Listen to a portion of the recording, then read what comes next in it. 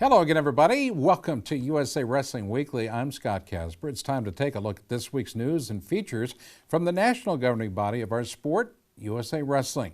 Well, the collegiate season is off and in full swing. The Cliff Keen Oklahoma City Duels, the first major women's college dual meet, took place this last weekend. High hopes for last year's top three programs as everything started off. Well, they joined a very talented field as the season began. And when it was all over, America's #1 ranked program, King University, well, they ran away with the team title and 7 straight duels on the way to the crown. How about that? In the championship bout, King faced last year's WCWA national champs, Simon Fraser University. Now, Simon Fraser won the first bout, but Daisy Santos of King came back with a pin at 109. Haley Aguila won a tech fall at 116, and senior world team member Allie Reagan won by pin at 136. King closed out the duel with 2 big wins. Julia Salata scored a tech fall at 55, and Malexis McAdoo won by pin at 191. That closed out the duel with an impressive 35-9 score for King. McAdoo beat the #1 and #3 ranked opponents in the country. Overall, she went 7-0 in competition and was named the Mat.com Wrestler of the Week. Congratulations. In the third place match, Oklahoma City defeated Wayland Baptist 27-15. Now, the Stars started strong with tech falls at 101 from Emily Webster and 109 from Cody Fowl. They got pins from Shelby Morrison at 116 and Brianna Delgado at 123. Talking about the new season and the event, King University star Julia Salata joins us. Julia? Last year we started off preseason #1 as well, and then lost in the finals of the Cliff Keen Duels at that tournament last year. So I think this year is important to come in there and show why we're ranked #1 and to really hold ourselves to the standard that a #1 team should hold themselves to, and just make a statement that not only are we the #1 team, but we're pretty far ahead of everyone else, and that it's going to take a lot to beat us, if anyone even can. So. Well, the men's college season will start with a bang this weekend. The NWCA All-Star Classics, one of the sport's major showcase events. You can watch at George Mason University live at the Patriot Center, or over the last few episodes, we've been updating the lineups for this annual extravaganza that'll be seen online as well. There was a change announced this last week at 184. Two-time Pac-12 champ Jake Swartz of Boise State will replace two-time NCAA champ Ed Ruth. Ranked 6th in the nation, Swartz will battle Maryland's returning All-American Jimmy Sheptock. That's sure to be a fight. In total, the college main event features 17 All-Americans with a combined 8 NCAA D1 titles and 29 medals among them. Wow. USA Wrestling will present 2 exhibition matches prior to the collegiate bouts. In men's freestyle, junior world champion Kyle Snyder will wrestle Canada's Giannis Narlitis. In women's freestyle, world silver medalist Helen Maroulis will go up against Marcia Andredes of Venezuela. Penn State coach Cale Sanderson has 2 athletes on the card. I think we have a lot of real tough, talented kids, and we'll find out with a couple of them this weekend, and then we'll find out in Binghamton. But I think these guys are as ready to go as any team that we've ever had. It's got the potential of being a great team. PSU's national champ and 3-time finalist David Taylor talks about starting his season at the Classic. I feel great. I feel like I'm right where I need to be. I'm just really excited to go out and shake hands and get ready to wrestle and get the season underway. From David Taylor, we go to Taylor Meeks, Oregon State's #1 at 97. Yeah, I can't wait to represent Oregon State at the All-Star Duel. You know, it's been a long time, and I'm glad I'm going to be the first one to, well, the second one or third one. I don't even know how many there is, but to do this, have this opportunity. And Edinburgh's 133-pounder A.J. Schopp will compete in the All-Star for his 2nd straight year. This year, he'll face Lehigh's Mason Beckman. One, just to get out there, get Edinburgh's name out there. It's really fun. I've wrestled with Beckman 3 times, and he's got me 2 out of the 3, so making the even, hopefully even it up this time. We talked to a bunch of the other competitors as well. They have a lot of, I think there's a few national champions. I think everyone in it's All-American, so they try to get the best guys at each weight class, and then a couple weight classes they're combining the weight classes for kind of super matches, I guess, whatever. So it's gonna be a great event. The first time wrestling in it, so it should be a lot of fun. Here's a short clip telling you how to get tickets. Stay tuned. Don't miss all the action as we kick off the 2013-14 collegiate wrestling season at the NWCA All-Star Classic, hosted by George Mason University at the Patriot Center in Fairfax. For ticket information, visit www.ticketmaster.com, and for more information on the event and the NWCA, visit www.nwcaonline.com.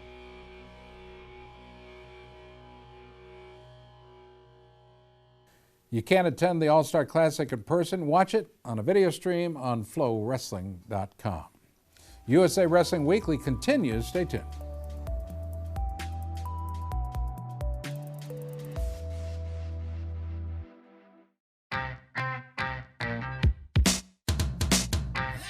ASICS has been there. They've been the lifeblood of the sport. It's been a long time, and they've been at the top of the game every year, forever. And I'll tell you what, now that I think about it, maybe that's where I've gotten my inspiration, because you know, I always want to be in the top of my game in wrestling, and I think that's where ASICS is and wants to be as well.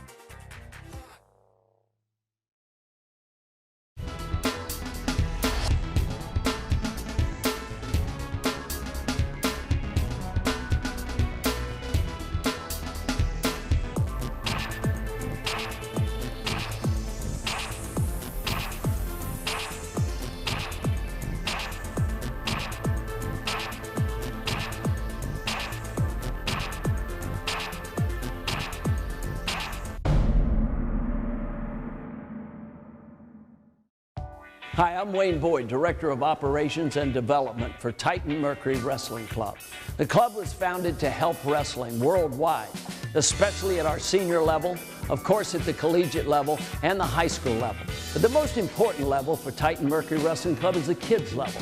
And these are some of the guys today that will be tomorrow's Olympic champions. Let's hear it, guys. Titan Mercury! That's Titan Mercury Wrestling Club, San Marino, California.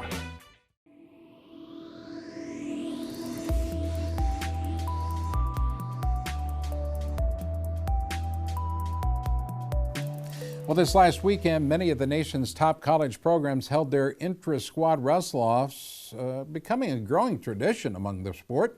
These inter-squad meets provide many of the athletes with their first competition in front of fans. In many cases, this is used by the colleges and coaches to help determine the team's starting lineups. Now, with the official start of competition just next week, these wrestle-offs have become a very important part of college wrestling.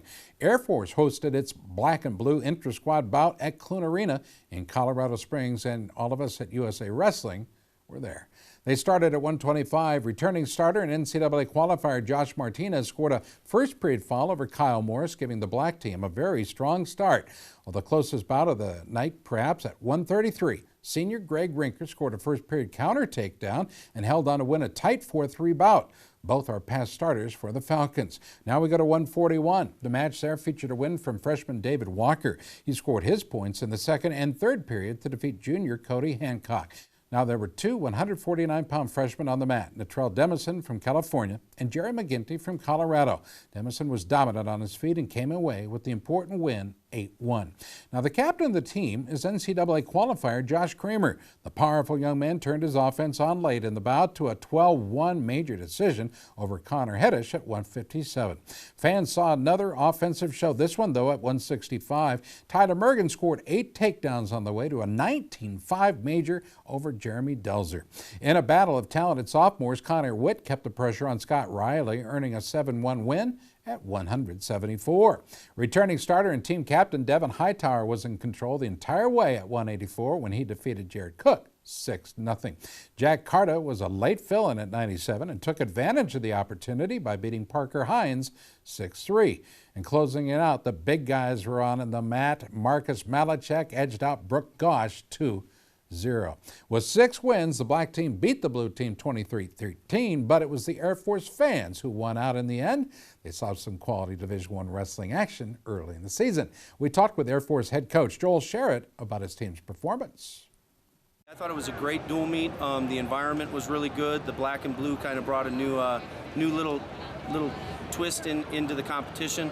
But these guys are wrestling each other every day. You know, some of them have been wrestling each other for multiple years, but everybody's been on the mat together competing since, you know, August when we got back to school. So sometimes those inter-squad matches, you don't see as much action as you would in a regular dual meet, but I thought there was a lot of good action tonight.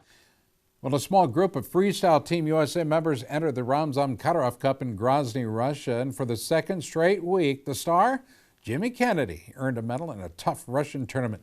Last week, if you recall, he won a gold medal at the Intercontinental Cup in Russia and a car. This week, he claimed a silver medal at 132, but no car. Kennedy, the former Illinois star who trains in Michigan, powered his way through preliminary bouts to reach the finals, where he dropped the battle to Murad Nurdiev of Russia.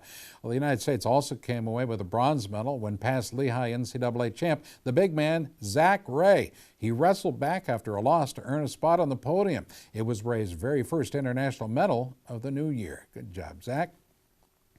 Well, speaking of Russia, a number of their wrestlers will compete at the first American international event of the year.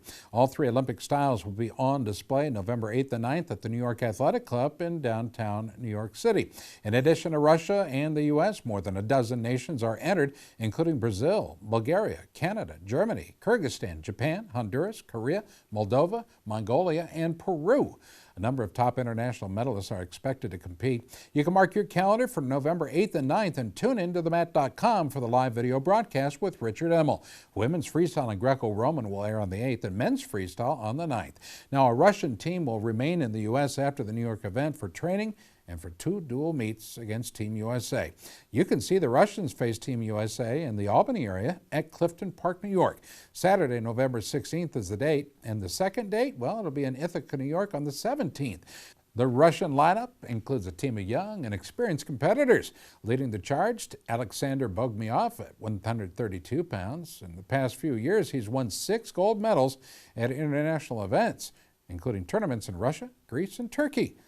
At 211 pounds, it'll be Georgy Gogaev. He'll be an athlete to watch for sure, a past cadet world champ. Now, the USA has not announced their lineups at this point, but we should have them for you next week on the show. You can get more information on the Albany Duel at journeymanwrestling.com. To order tickets for the Ithaca show, look for CornellBigRedTickets.com, and we'll see you there. Your wrestling news continues on USA Wrestling Weekly. Stay tuned.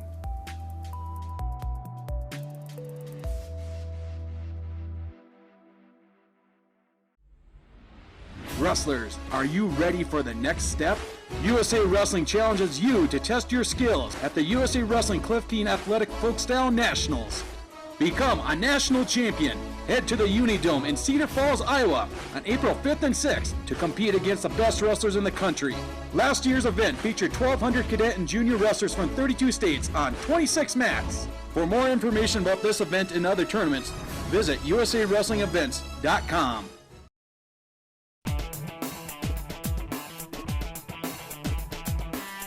Each season, Liberty Mutual's Responsible Sports Community Grant Program awards $65,000 to youth sports organizations and school sports programs that demonstrate their commitment to responsibility in youth sports. Your organization could be one of our 20 winners this season. It's easy. Simply visit responsiblesports.com and click on the Community Grant Program. Administrators register their organization with the program, then reach out to rally parents, coaches, and team supporters to log on and review either the Responsible Sports Parenting or Responsible Coaching Guide. Then complete the quiz and showcase your mastery of the concepts. Every successfully passed quiz is worth a point that you can credit to your favorite youth sports organization or school sports program. Connect with friends, family, and neighbors to rally more support. The teams and schools with the most points at the end of the grant period win. It's that simple. Watch the leaderboard throughout the grant season, then rally more of your supporters to increase your totals. Liberty Mutual is committed to celebrating and championing youth sports and to financially supporting organizations that demonstrate their commitment to responsible sports. Join the movement and start earning points toward your community grant.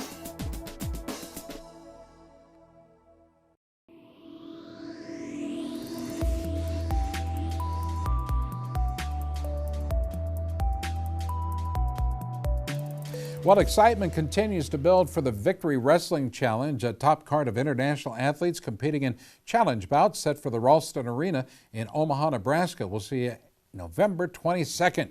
The Victory Fighting Championships promotes mixed martial arts events in the area and is hosting this card. A portion of each ticket sold goes to USA Wrestling. Now, promoter Ryan Stoddard has signed a number of top USA Wrestling stars for these international bouts. This week, we had the very first 10 matchups for the event, many with strong local ties. We start at 163. The battle there will feature 2009 U.S. World Team member Trent Paulson and current national team member Nick Maribel. This will be a battle of former Big 12 superstars as Paulson, a former Iowa State NCAA champ, will see action against Maribel, who wrestled for the Tigers of Mizzou. Both have extensive international freestyle achievements as well. Now, Trent's twin brother Travis, a 2010 U.S. World Team member, also a former star at Iowa State, will wrestle at 185. He'll face past NCAA champ Max Askren of Missouri. So we'll have two Missouri-Iowa State matchups back-to-back. Both, by the way, of these guys have been successful on the freestyle circuit. Now we go to the big guys, 264 pounds to be exact. The scuffle there, a marquee matchup in anybody's book. Four-time Division II national champ and 2010 World Team member Les Sigmund will face Central Michigan All-American Gerard Trice. Sigmund wrestled for Mike Denny at the now-defunct Nebraska Omaha. He now trains with the Nittany Lion Wrestling Club. Now, Greco-Roman bout will feature two-time world bronze medalist Justin Lester at 163. He'll face local hero Isai Dominguez, a three-time All-American from UNO.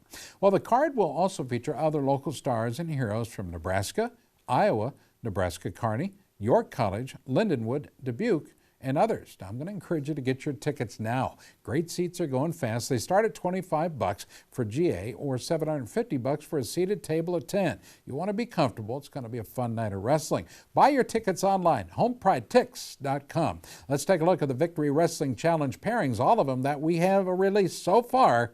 Let's look at them on a roll.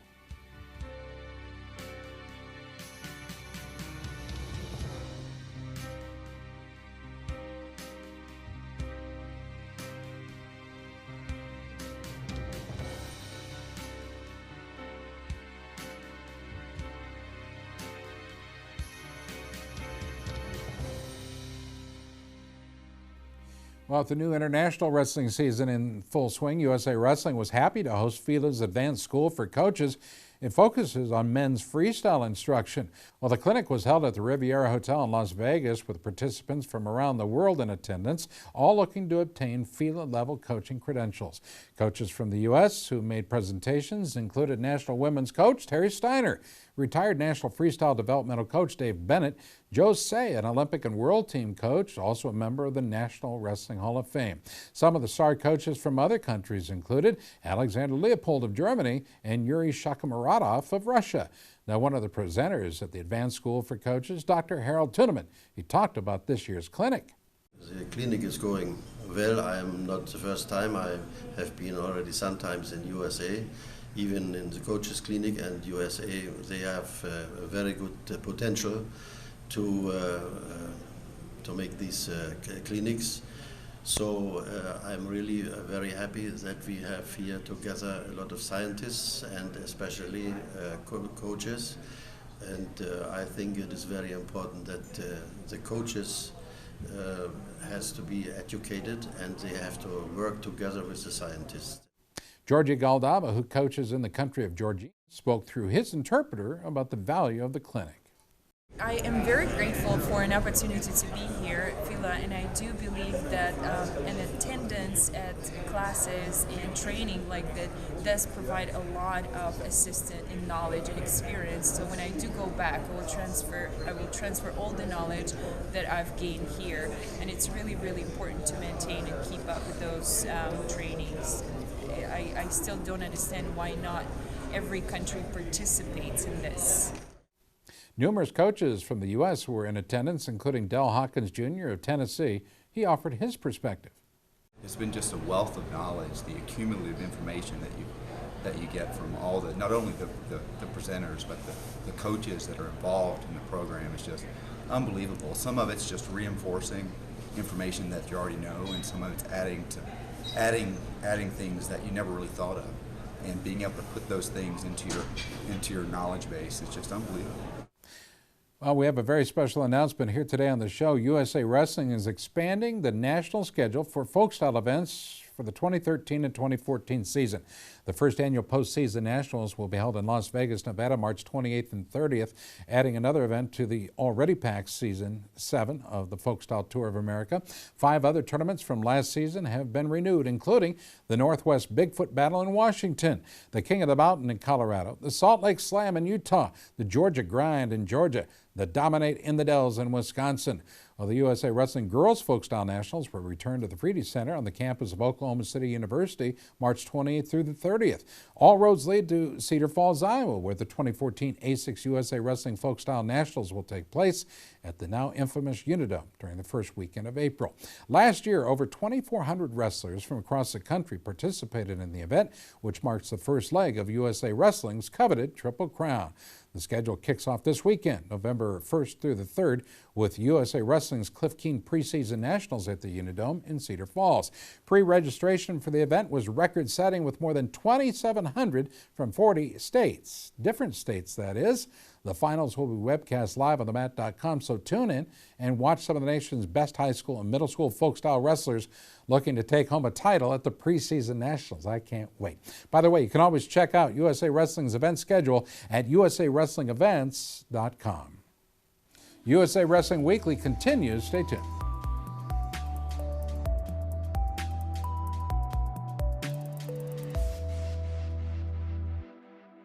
There comes a point in your life that determines who you are, whether you will lead or follow, whether you will fight or give in, whether you will win or lose, and what you will count as your victory.